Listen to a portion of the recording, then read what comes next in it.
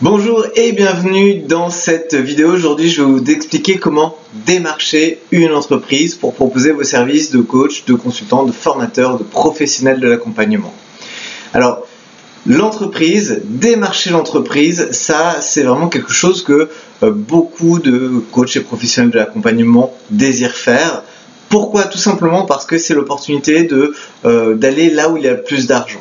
D'aller là où on va pouvoir proposer des prestations à un tarif beaucoup plus conséquent qu'auprès des particuliers, parce que les entreprises ont les moyens et parce que les problèmes que ces entreprises rencontrent sont aussi des problèmes qui ont plus de valeur pour elles. C'est-à-dire que ces problèmes qui leur coûtent cher, ça peut être l'absentéisme, il y en a beaucoup, beaucoup de problèmes rencontrés en entreprise, quand on sait qu'aujourd'hui les salariés sont de moins en moins engagés dans leur travail, ils vont à reculons, voire sont activement désengagés. Évidemment, il y a des challenges au niveau de l'entreprise et bien souvent, ces entreprises n'ont pas forcément en interne les compétences, l'expertise, le recul pour pouvoir résoudre ces problèmes. C'est pour ça qu'elles vont faire appel à d'autres experts extérieurs, des professionnels de l'accompagnement, des indépendants, des gens qui vont pouvoir venir faire un apport. Donc, démarcher les entreprises, c'est vraiment une bonne idée puisque c'est gagnant-gagnant et c'est aussi des fois un peu un piège. Alors pourquoi je vous dis ça? Parce que démarcher les entreprises, des fois les gens, et notamment les coachs et professionnels de l'accompagnement, peuvent entendre au cours de leur formation « Ah non mais si vous vous adressez qu'aux particuliers, si vous faites du coaching, vous ne pourrez pas en vivre ». Ça c'est vraiment une croyance qui est communiquée de manière très forte lors des formations. C'est quelque chose que moi j'ai entendu quand je me suis formé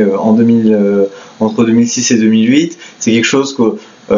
lorsque j'échange avec des coachs et professionnels d'accompagnement, j'entends aussi ce genre de croyances. On leur a dit, on a vraiment transmis, c'est instillé par les personnes qui les ont elles-mêmes formées que on ne peut pas vivre de son accompagnement auprès des particuliers. Donc c'est aussi naturellement que ces personnes se disent ok, je vais essayer d'aller m'adresser à l'entreprise. Et ça peut être une bonne idée, mais ça reste quand même important de savoir ce qu'on essaie d'accomplir. Et de ne pas se forcer, c'est surtout ça que je veux dire, ne pas se forcer si vous n'aimez pas l'entreprise. Si vous sentez qu'il y a un domaine où vous avez de la valeur ajoutée à des particuliers, si vous n'avez pas d'affinité, si peut-être vous ne savez pas ce que vous allez apporter à l'entreprise, moi je dis n'essayez pas de à tout prix essayer de faire rentrer un carré dans un rond. C'est-à-dire si vous sentez que c'est pas vous, n'y allez pas parce que vous allez y aller à reculons, vous allez y aller en n'étant pas sûr de la valeur ajoutée, en n'ayant pas clairement identifié ce que vous allez apporter, juste pour faire comme les autres. Et quand vous avez remarqué que si vous faites comme les autres, juste comme ça, mais sans vraiment une détermination, sans la perspective d'une valeur ajoutée précise que vous avez envie d'apporter, vous allez vous casser les dents, perdre du temps, de l'énergie, à démarcher, essayer de démarcher des entreprises alors qu'en fait votre cœur n'y est pas. Donc ça c'est vraiment une des premières choses, une des premières mises en garde que je préfère vous transmettre, c'est n'aller vers l'entreprise que si vous sentez vraiment que vous avez quelque chose à y faire et quelque chose à y apporter, pas juste en vous disant il y a de l'argent là-bas donc c'est là-bas qu'il faut être. Ça c'est vraiment une première chose. Donc démarcher les entreprises, en quoi ça consiste? En fait, démarcher les entreprises, c'est aller proposer directement à l'entreprise vos services aux interlocuteurs qui sont idéalement des décideurs, des personnes qui sont capables qui ont le budget et la capacité de décision de dire oui, ok, on y va sur ce que vous me proposez, ça m'intéresse. Et ça, c'est vraiment quelque chose vraiment d'important parce que quand la plupart des coachs et professionnels de l'accompagnement se disent « Ah, je vais aller m'adresser aux entreprises ». Ça peut être tout type d'entreprise, ça peut être de toute taille, etc. C'est exactement le même problème qu'avec les particuliers, c'est quel est l'endroit où vous allez avoir une valeur ajoutée particulière de votre parcours, de par votre expérience, de par votre appétence, vos envies, votre passion, qu'est-ce que vous avez envie d'apporter à ces entreprises et aussi idéalement, comment est-ce que vous les identifiez ces entreprises? Comment est-ce que vous savez qu'une entreprise a des caractéristiques qui font que ça a du sens de la contacter parce qu'elle a probablement le type de problème que vous proposez de résoudre. Alors, effectivement, si vous dites je vais faire très très large, voilà, je vais dire si ces entreprises elles ont des problèmes voilà, de personnel pas engagé ou voilà, des choses comme ça très généralistes, eh bien vous allez avoir du mal à sortir du lot, parce que aujourd'hui tous les coachs, consultants, professionnels d'accompagnement qui interviennent en entreprise vont avoir ce genre de discours, parce qu'on a clairement identifié qu'il y a besoin d'une transformation au niveau du bien-être et de l'entreprise. Donc vraiment il faut aller un peu plus en profondeur que ça et regarder, est-ce qu'il y a des entreprises, de quelle taille elles sont, est-ce qu'il y a des secteurs d'activité dans lesquels vous avez le plus de valeur ajoutée, qu'est-ce qui fait que vous allez vraiment avoir quelque part une carte à jouer et avoir de l'avance par rapport aux autres coachs professionnels d'accompagnement qui vont peut-être contacter, démarcher ces entreprises, voire faire déjà partie de leur catalogue. Donc ça, c'est une première chose, vraiment clarifier cette valeur-là, vraiment faites-le, je vous assure, il y a tellement le marché s'est densifié, c'est beaucoup sophistiqué et ça va continuer d'arriver. Pourquoi? Parce que il y a 600 nouveaux indépendants qui se lancent en France chaque jour, et c'est une tendance qui va être croissante. Donc n'imaginez pas que d'un coup en arrivant étant très généraliste et parce que vous avez un joli sourire, vous allez pouvoir démarcher facilement les entreprises et obtenir des contrats. Au contraire, c'est en train de se densifier, de se sophistiquer, et souvent les gens dans ces entreprises cherchent vraiment des profils qui viennent idéalement directement employables, applicables à résoudre un problème qu'elles rencontrent. Donc vraiment, ayez de la clarté là-dessus, ça va vous simplifier aussi bien les choses pour vous aller démarcher les entreprises et savoir quelles sont les bonnes entreprises et quel va être le bon interlocuteur dans cette entreprise et quel dialogue, quels argumentaires tenir. Vraiment, ça va vous simplifier beaucoup les choses, plutôt que de dire ok, moi j'interviens dans toutes les entreprises. Ok, et là vous allez vous retrouver dans une situation où vous ne savez pas par où commencer, vous ne savez pas quel argument mettre en avant, parce que entre une petite entreprise de plomberie et un grand compte, vous ne pouvez pas, c'est absurde de vouloir tenir le même discours à l'un et à l'autre, en tout cas dans votre marketing, dans votre communication, et même au-delà de ça, dans la façon dont ces entreprises fonctionnent de manière structurelle, ça aurait pas de sens. Donc vraiment, clarifiez ça, première étape, soyez très très au clair sur qui sont vos clients, ce que vous avez à apporter, quelle entreprise, quel type d'entreprise, dans quel secteur, de quelle taille, peut-être une zone géographique, ça dépend aussi il faut tenir compte de votre équilibre de vie, sachant que travailler avec les entreprises, ça va pas forcément être simple de travailler à distance par internet avec les entreprises, en tout cas le premier contact, et il y a toujours une dimension, il va y avoir besoin d'une dimension physique d'une rencontre, c'est ce qui va permettre de sceller des contrats, à moins que, et ça c'est aussi quelque chose que vous pouvez faire en parallèle, mais je vous dirais n'attendez pas ça, c'est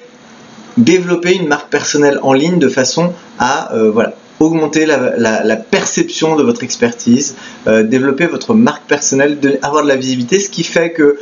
ça va être un appui lorsque vous allez démarcher une entreprise. Si par exemple le DRH peut chercher vos noms et prénoms et trouver tout un listing d'interventions, je ne sais pas si vous êtes auteur, si vous êtes des vidéos, etc., qui montrent votre légitimité dans votre thématique, ce sont les choses qui vont faire marquer des points et vous permettre de décrocher et de démarcher plus facilement les entreprises. Donc ça, c'est une possibilité, mais dans un premier temps, si vous commencez ça, faites-le en parallèle de démarcher activement, d'être proactif dans cette démarche, parce que c'est aussi c'est comme ça que vous allez avoir le plus rapidement des clients, plutôt que d'attendre de manière passive que ça fonctionne. Donc ça, c'est vraiment une première étape. Ensuite, une deuxième étape qui est de démarcher proactivement. Alors comment est-ce qu'on va démarcher ces fameuses entreprises? Comment est-ce qu'on va entrer en contact? Alors, il y a plusieurs moyens de le faire. Il y a une manière très simple et passive et qui peut être très très efficace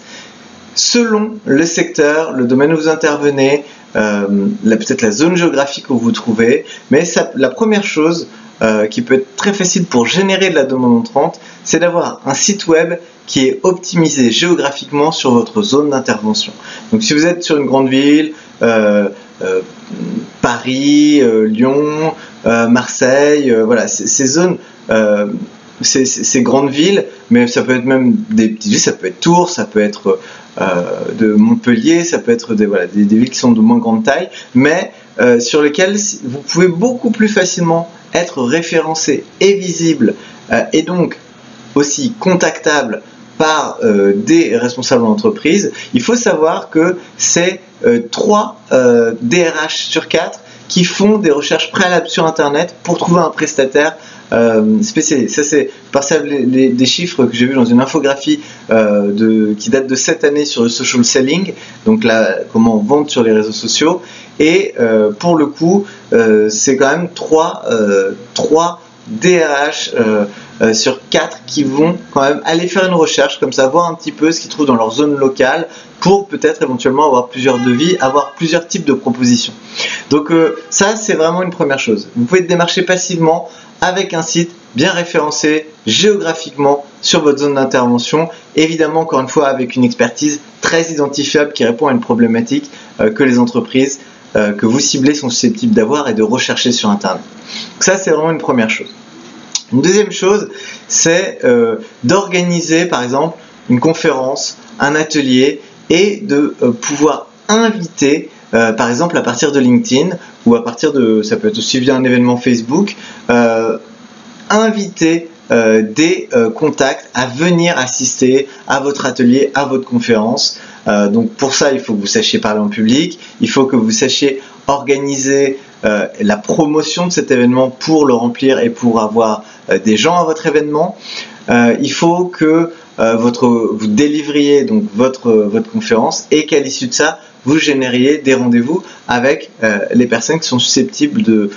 d'être intéressées par votre expertise et donc leur proposer un appel à l'action. Donc par exemple, là vous n'êtes pas en train, vous les démarchez pour venir à votre atelier, à votre conférence, mais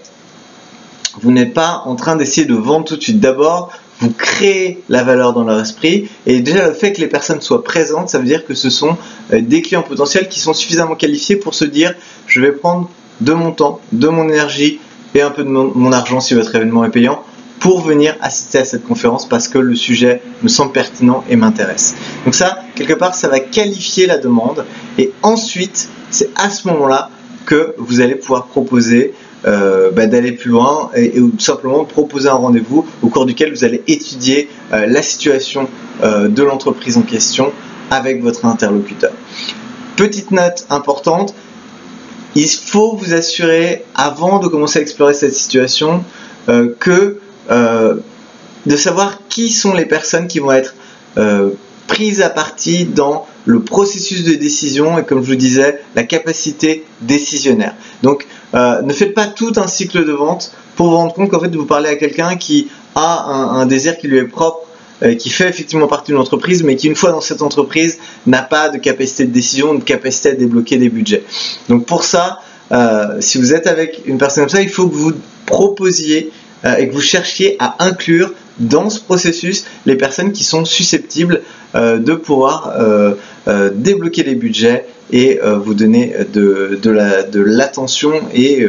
éventuellement signer un contrat.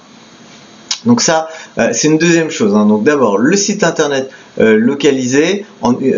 Une fois que vous avez déjà bien identifié votre valeur ajoutée auprès des bonnes entreprises, avoir un site internet avec une vraie proposition de valeur qui est claire que les entreprises locales vont être susceptibles de trouver. Deuxième étape, organiser par exemple un atelier, une conférence en invitant des clients potentiels, des personnes qui sont susceptibles d'être déciseurs, d'avoir les budgets pour, à l'issue de cette conférence, proposer un rendez-vous aux personnes qui souhaitent. Et puis une troisième façon de démarcher des entreprises, ça va être directement d'utiliser votre réseau. C'est-à-dire repérer dans votre réseau proche ou étendu des personnes qui seraient en mesure de vous mettre en contact avec le DRH de l'entreprise, évidemment des entreprises qui correspondent à votre cible. Mais d'utiliser le réseau, ça peut être très très puissant, et si vous faites bien votre travail de recherche et que vous allez à la rencontre de ces personnes en ayant peut-être récupéré un peu d'informations par votre contact, par le site web de l'entreprise, par les différentes informations que vous pouvez glaner, pour pouvoir déjà avoir une idée assez claire de ce qui pourrait être une problématique et pouvoir entrer dans une conversation avec le décideur, le DRH, de façon à venir déjà avec une proposition de valeur plutôt que de venir en disant bah voilà ce que je fais ça. Est-ce que ça serait susceptible de vous intéresser? Oui, non. Ou là vous allez être plus perçu comme quelqu'un qui vient effectivement démarcher et déranger le travail de l'entreprise plutôt que de venir y apporter de la valeur en ayant pris le temps de faire un petit peu votre enquête, votre investigation et savoir ce que vous allez apporter et vraiment être très au clair sur une proposition tout en restant évidemment à l'écoute. Là, le gros piège aussi, c'est de dire attendez, je sais ce dont vous avez besoin et de passer complètement à côté d'un besoin qui pourrait être là, mais parce que vous êtes trop dans à pousser votre proposition avant aussi d'écouter. Donc soyez prêts, soyez à l'écoute, soyez en alerte, mais aussi donc ayez quelque chose à proposer, mais soyez aussi à l'écoute de ce qui pourrait être formulé lors de votre entretien, de votre rendez-vous. Voilà, donc on y est sur 3 façons basées sur votre expertise d'aller démarcher l'entreprise pour vendre vos prestations de coaching, de conseil ou en tant que formateur ou professionnel de l'accompagnement. Si cette vidéo vous a plu, eh bien, je vous invite à mettre un petit pouce, à vous abonner à la chaîne pour recevoir les prochaines vidéos qui seront diffusées sur la chaîne du cabinet comme coach. Si vous avez des questions, des commentaires, eh bien, je vous invite à vous exprimer et éventuellement à partager cette vidéo si vous pensez qu'elle peut intéresser d'autres professionnels de l'accompagnement qui voudraient démarcher les entreprises. Voilà, je vous remercie de votre attention et je vous dis à très bientôt pour une prochaine vidéo.